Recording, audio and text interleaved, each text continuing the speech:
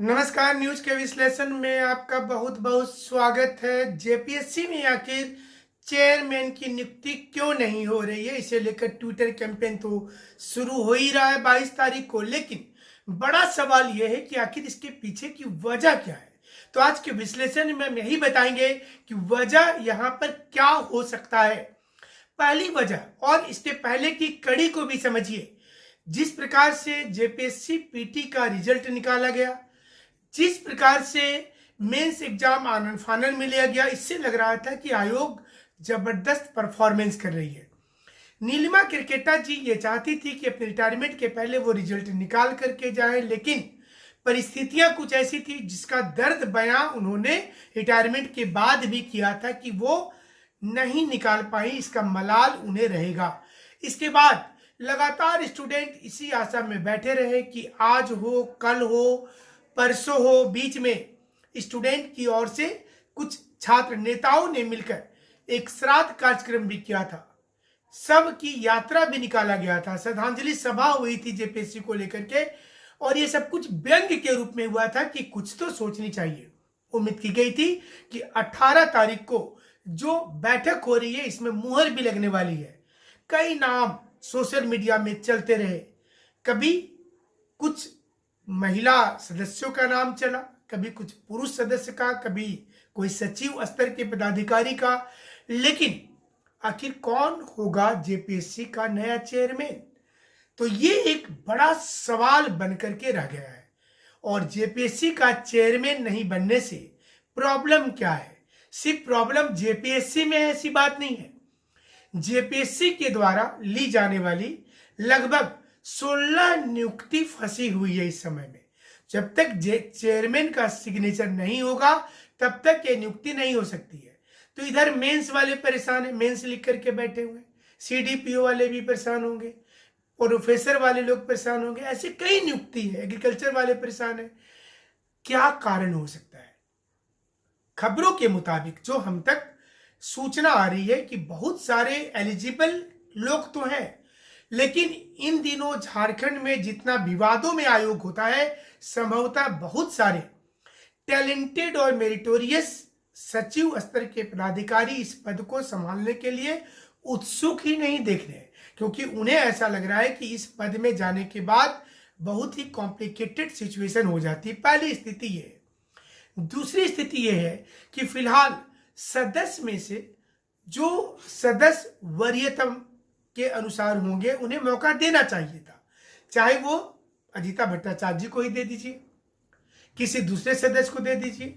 अगर आप किसी भी सदस्य पर अगर आप इस समय में भरोसा करके उनको अध्यक्ष बनाएंगे तो काम तो चलेगा।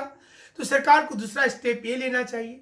तीसरा स्टेप, सरकार को इसके लिए जो मिनिमम मापदंड में, चूंकि इसका नाम का जब तक फैसला नहीं होता है तब तक ये सिफारिश गवर्नर तक नहीं जाती है, और फिर ये दिक्कत इसी प्रकार से हो जाता है। और यही कारण है कि स्टूडेंट के लिए इस समय में परेशानी है।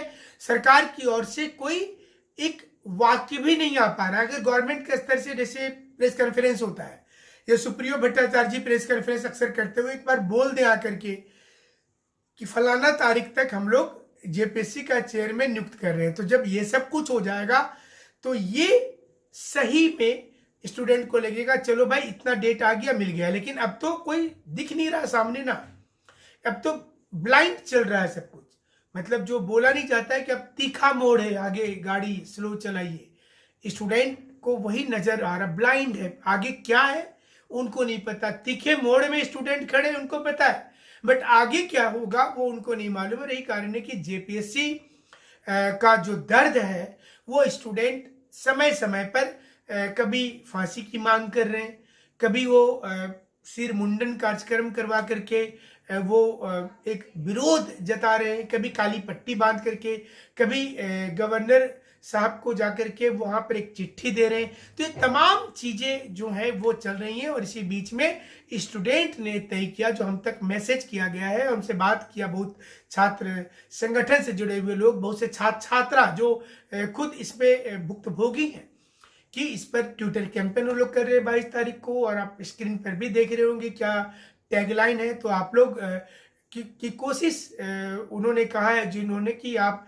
ट्विटर में उनका साथ दें। और इस समय में हमें लगता है कि झारखंड सरकार इस पर फैसला लेगी। जो हम तक इनपुट भी आ रहा है, हालांकि बोलना कुछ भी बहुत ज़्यादा बेहतर नहीं होगा, लेकिन एक इनपुट आ रहा है अंदर से कि सरकार के मन में है कि वो करेगी। बट ये चीज़ आप बोलिएगा सर तो रोजे सुनते हैं, ये तो हर दिन सुनते हैं कि करेगी।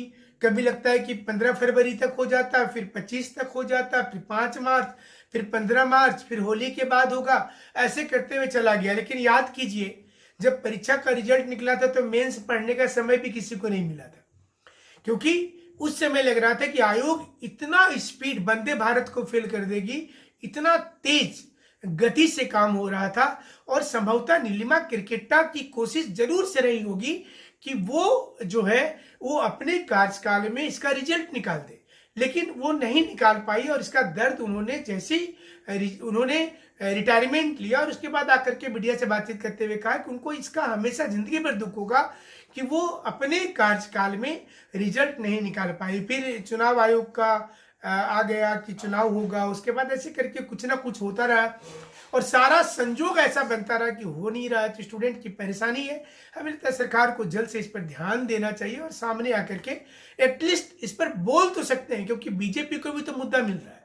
तो बीजेपी को जितना ज्यादा ऐसे मुद्दा मिलेंगे, सरकार के दिमाग में होगा कि मैं यह सामान तो है ना, लेकिन केजरीवाल को भी ऐसा ही लगता था कि कुछ बोल बोल करके चलेंगे। तो लेकिन अंत में क्या हुआ देखिए। इसलिए जेएमएम को और कांग्रेस की गठबंधन सरकार को चाहिए कि कुछ राज्यों में जो कांग्रेस की गठबंधन सरकार है वहां पर एक दो चीज कम से कम सही हो युवाओं के लिए।